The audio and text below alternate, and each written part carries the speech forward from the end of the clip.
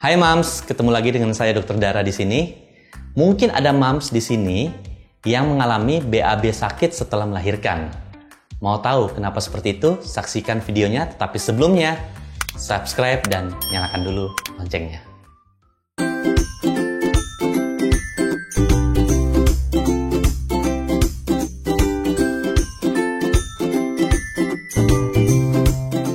Yang namanya persalinan normal umumnya biasanya terjadi perlukaan atau kita sebut robekan pada jalan lahir. Robekan itu biasa terjadi di daerah perineum. Perineum itu daerah antara mulut vagina hingga ke anus. Itu namanya daerah perineum. Biasanya itu terjadi robekan di sana. Dan tentunya akan di-repair atau dijahit oleh dokter. Tetapi banyak ibu hamil yang secara psikis itu ngerasa takutnya robekan itu sampai ke bawah. Padahal yang namanya robekan jalan lahir itu ada 4 derajat. Derajat 1, 2, 3, 4. Kalau derajat 4 tuh udah total. Dari vagina sampai anus tuh nyatu dia. Robek total gitu loh. Nah, derajat 1, 2, 3 tuh ada kriterianya. Nah, kalau robekan total memang betul. Kita jahit semuanya dan tentunya beresiko. Kadang-kadang pun itu ada treatment khusus tuh untuk pasien-pasien yang seperti itu. Tetapi pada umumnya robekan itu kan terjadi antara derajat 1 atau derajat 2. Jadi tidak sampai ke anus.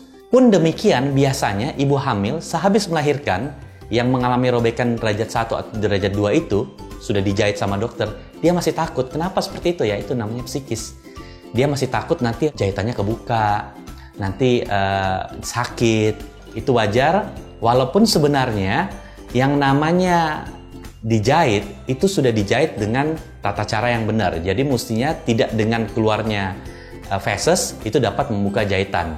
Itu pun biasanya dokter akan membekali dengan pemberian obat-obat pelunak tinja supaya tinja yang dikeluarkan itu tidak terlalu keras seperti itu.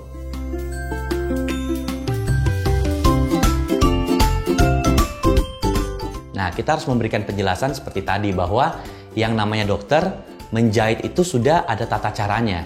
Dan jahit itu ya seperti kayak jahit baju, ada disimpul juga. Dan mestinya tuh dengan benang yang kuat. Mams nggak perlu takut. Mungkin kadang-kadang ada perasaan agak worry atau khawatir nih kira-kira kebuka apa enggak. Tapi kalau Mams mau lebih nyaman, minta sama dokter untuk diberikan obat pelunak tinja. Atau Mams bisa mengkonsumsi makanan-makanan yang tinggi serat. Dan banyak minum air putih. Supaya apa? Supaya pupnya itu nggak keras, fesesnya nggak keras. Sehingga memudahkan ketika proses mengedan. Tentunya kalau umpamanya fesesnya tidak terlalu keras, ya biasanya nyerinya itu sangat minimal seperti itu. Karena biar bagaimana yang namanya perlukaan di daerah perineum itu kan dekat-dekat anus. Jadi kadang-kadang tuh masih ada nyeri-nyerinya.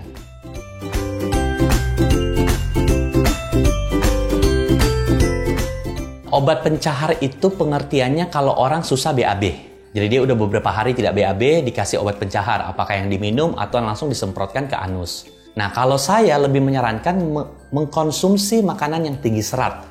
Dan banyak minum air putih. Atau mengkonsumsi obat-obat pelunak tinja. Kayak laksansia seperti itu. Nah, itu agak berbeda sedikit ya. Jadi dia tetap BAB normal, tetapi tinjanya itu jadi tidak terlalu keras gitu loh. Mungkin kalau untuk kasus-kasus yang beberapa hari tidak BAB, ya ada obat pencahar ya bisa-bisa aja dicoba. Tetapi saran saya yang terbaik konsultasikan dulu sama dokternya gitu.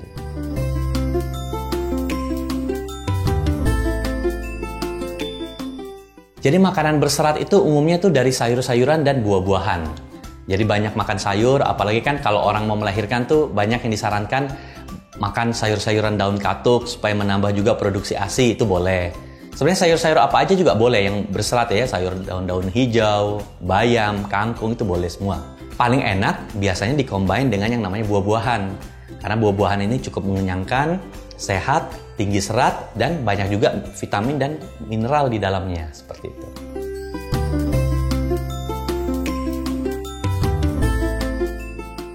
Umumnya, jika sudah tidak berhasil BAB lebih dari 2 hari, 3 atau 4 hari itu udah nggak normal. Karena kan kita makan tiap hari. Tentunya harus ada yang kita sisa-sisa pembuangan yang harus kita keluarkan. Nah, kalau udah terlalu lama, sarannya saat itu lo datang ke dokter.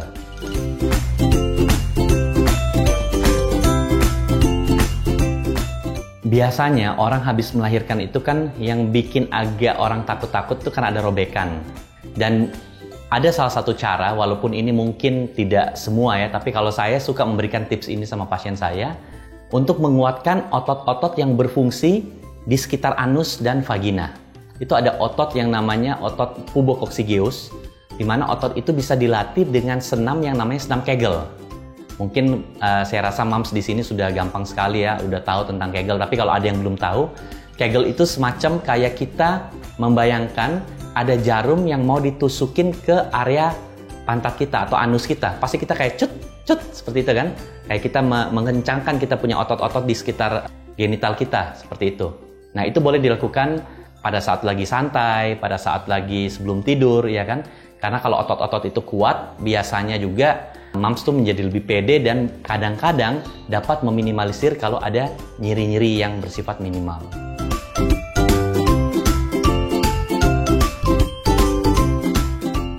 Jadi senam Kegel itu bisa dilakukan sesaat setelah habis melahirkan. Pas pulang rumah sakit lah. Kadang-kadang kan mungkin pada saat masih di rumah sakit masih sibuk ya, ngurusin anak dan segala macam. Tapi ketika udah sampai ke rumah, nah itu udah boleh tuh pada saat udah santai-santai sebelum tidur Kegel dulu. Kita kejut-kejutkan di daerah anus kita itu ya, bisa 10-15 kali. Yang penting dilakukan senam Kegel itu sebenarnya bukan lamanya tetapi rutinnya. Jadi jangan ada orang senam Kegel 1 jam, waduh kelamaan itu. Gak usah lama-lama, kadang-kadang ada orang cuma 1 menit. Tetapi rutin, mungkin pagi, siang, malam. Jadi senam Kegel ini kan berbeda sama senam-senam yang lain ya. Jadi bukan dikerjakan dalam waktu yang terlalu panjang. Oke moms, itu tadi semua jawaban-jawaban dari pertanyaan yang sering ditanyakan oleh moms kepada saya atau kepada dokter kandungan. Semoga moms suka ya. Dan jangan lupa like, komen, dan share video ini.